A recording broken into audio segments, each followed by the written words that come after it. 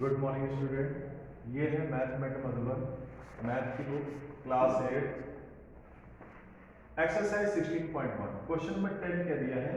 A swimming pool has to be टाइड completely with a square tiles outside 60 centimeter. Find the area of the surface to be tiled if the dimension of the pool are 8 meter into 3.5 meter into 7.5 meter. Find the minimum number of tiles required. Calculate the cost of tiling at the rate of 80 rupees per meter पर square metre. कहने का मतलब क्या है? कहने का मतलब ये है कि एक स्विमिंग पूल है। स्विमिंग पूल और जिसने देखा होगा उसको तो ठीक है, समझ में आ रहा होगा। जिसने नहीं देखा होगा तो क्या बता सकते हैं। देखो बेटा, जैसे जमीन में एक कमरे जैसा खुदा होता है, बड़े हॉल जैसा, ठीक है ना, पक्का बना होता है, उसको स्विमिंग पूल कहते हैं। जमीन में बना होता है। पिक्चर में देखा होगा, विलेन विलन ज्यादातर उसी में नहाता रहता है। तो उसकी लेंथ दे रखी 8 मीटर, ब्रेथ दे रखी 3.5 मीटर और हाइट दे रखी 7.5 मीटर। अब इसमें टाइल्स लगवाना है। ऐसा होता है, या तो दीवारों पे साइड में प्लास्टर करवा दें या हम टाइल्स लगवा दें। तो टाइल्स थोड़ा अच्छा लगता है तो टाइल्स लगवा दें। तो ये जो दीवार है इधर साइड इधर दीवार, मतलब उस स्विमिंग पूल के चारों दीवारों में ये टाइल्स लगवा रहे हैं। चारों दीवारों में टाइल्स लगा रहे हैं। अच्छा, ज्यादातर क्या होता है बेटा, फर्श में भी टाइल्स लगवा दिया जाता है फर्श में। लेकिन इस क्वेश्चन में अगर हमने फर्श में भी टाइल्स लगाया तो आंसर नहीं आता, ठीक है ना। वैसे नॉर्मली आदमी टाइल्स लगवाएगा तो चारों दीवारों में लगवाएगा और फर्श में लगवाता है। लेकिन अगर हम इस क्वेश्चन में ये मान के चलें कि फर्श में भी टाइल्स लगा हुआ है तो आंसर नहीं आ रहा। तो हम यही मान के चल रहे हैं कि चारों दीवारों में ही टाइल्स लगवाया, फर्श को उसने ऐसे ही छोड़ दिया। फर्श ऐसे सिंपल कर दी होगी, टाइल्स नहीं लगवाया, ठीक है। तो अब होता ये है कि हमें क्या करना है, उन्होंने पूछा है कि वो एरिया बताइए जहां टाइल्स लगनी है। क्योंकि तुम किसी को ठेका दोगे ना तो वो कहेगा कि कितने एरिया में टाइल्स लगनी है, एरिया बताइए ना। तो एरिया हमें निकालना है। एरिया कैसे निकलेगा? 2 length plus breadth into height, ठीक है। ये तो फार्मूला होता है। किसका फार्मूला है ये? एरिया फोर वॉल का। एल की वैल्यू 8, बी की वैल्यू 3.5, एच की वैल्यू 7.5। 8 और 3 पॉइंट कितना आ जाएगा? 11.5 इंटू 7.5। सबकी मल्टीप्लाई कर दोगे तो 172.5 मीटर स्क्वायर इतना आ जाएगा। अब लगे हाथ इस क्वेश्चन में ये पूछा है कि ये भी बता दीजिए कि अगर 1 मीटर स्क्वायर का 1 मीटर स्क्वायर का टाइल्स लगवाने का खर्चा 80 रुपए आता है, 80 रुपीज आता है, तो बताइए टोटल टाइल्स लगाने में कितना खर्चा आएगा।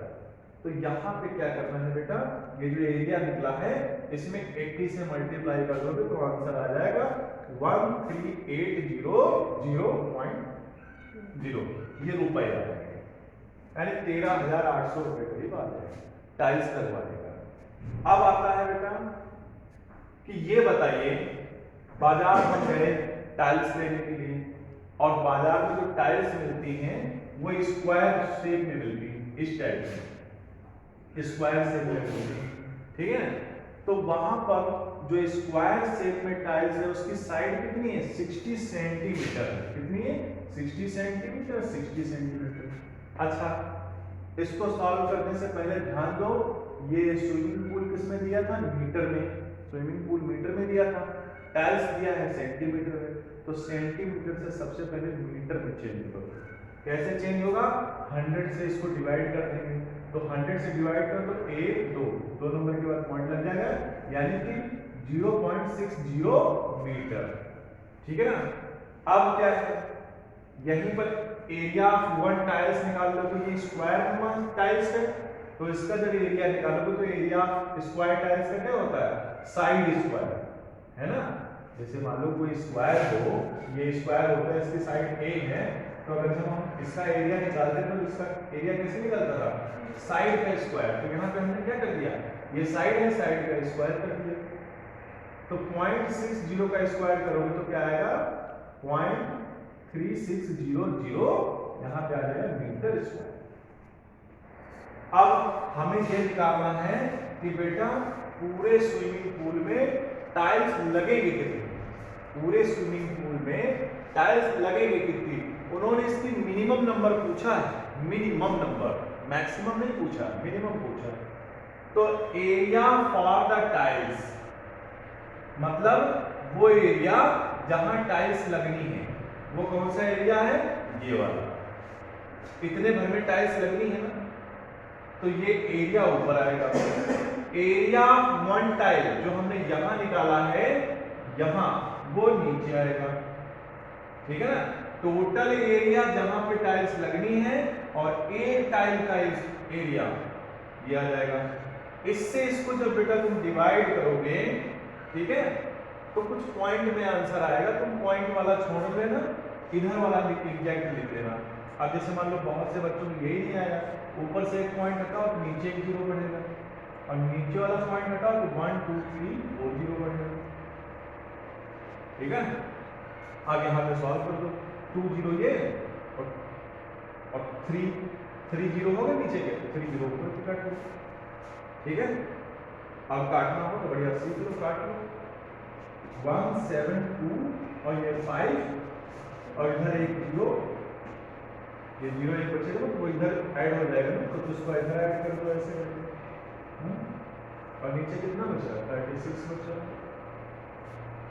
2 से काट दो तो 9 जा नहीं, 2 18 जा, 2 8 जा 16 होता है, 2 6 जा, 2 जा और ये 5 जा, ठीक है। तो यहाँ पे कितना आया, 8 6 2 5 और नीचे कितना है, 18 है। अब घटेगा है 8 6 2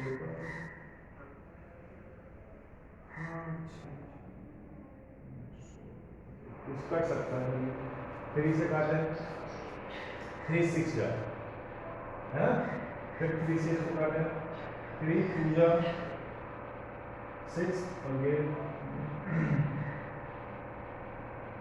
26 हो गया,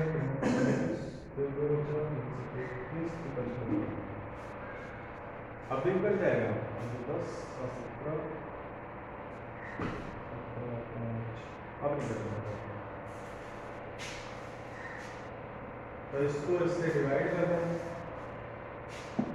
इससे डिवाइड कर दो तो आंसर आ जाएगा 2875 और ये 6 से इसको डिवाइड कर देंगे, ठीक है।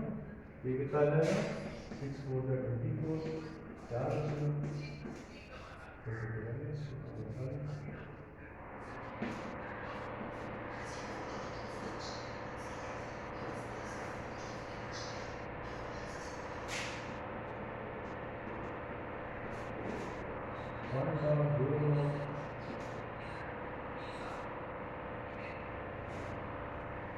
तो ये 479.16।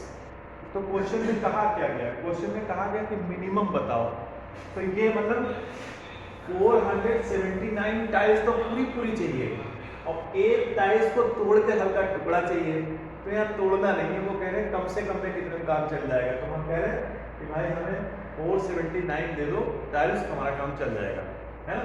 बाकी जगह कुछ लगा दीजिएगा प्लास्टर, तो यहाँ पे इसलिए हमने इसकी जगह पे 479 टाइल्स लिखा, ठीक है ना।